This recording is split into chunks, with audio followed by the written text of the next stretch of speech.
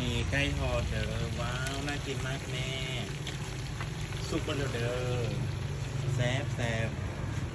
คนสวยทอดครีมชีสทุเรียนเด้อ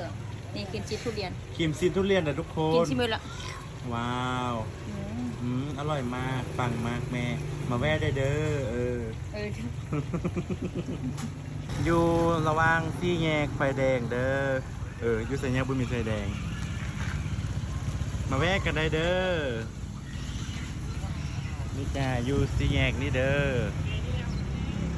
นี่มีน้ำแล้วก็มีไก่น้ำเด้อลูกค้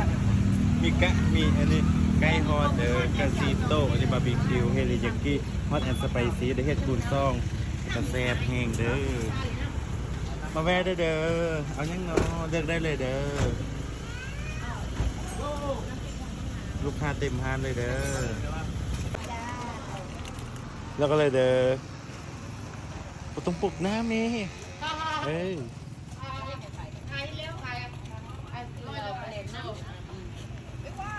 โดย